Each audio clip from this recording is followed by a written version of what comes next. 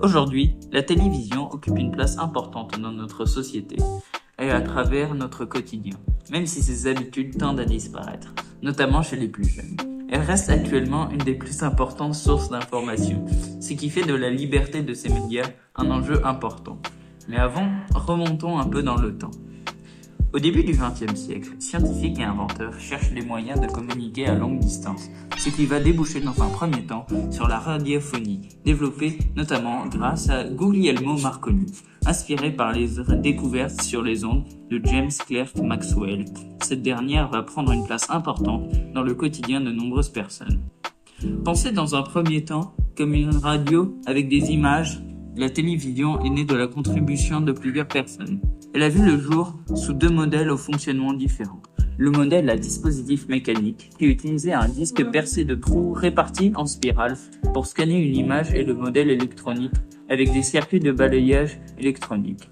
Les deux modèles sont restés en concurrence jusque dans les années 30, où le modèle électronique a pris le dessus. Il est apparu dans les foyers dès 1935, mais s'est popularisé seulement à partir des années 50. Jusqu'en 1982, la télévision en France était entièrement contrôlée par l'État. À partir de 1964, ce contrôle était exercé par un organisme public appelé l'ORTF. L'ORTF regroupait toutes les chaînes de télévision et de radio publiques et dépendait directement du gouvernement.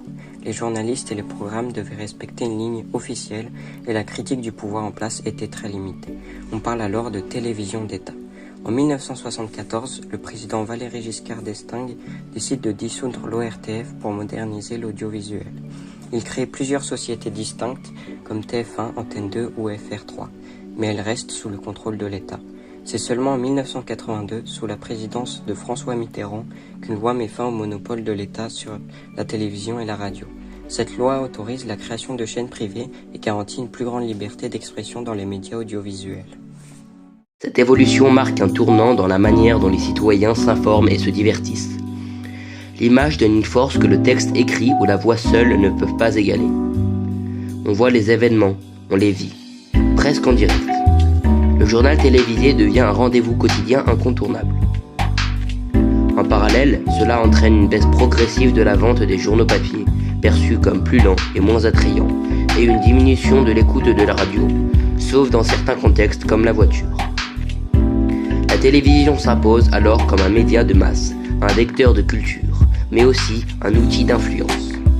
Elle participe à façonner l'opinion publique, à transmettre des valeurs, à refléter, parfois à orienter les débats de société.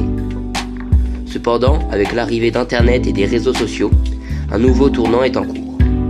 La télévision doit aujourd'hui s'adapter pour continuer à jouer son rôle dans un monde où l'information circule en continu et où chacun peut devenir, à sa manière, un média.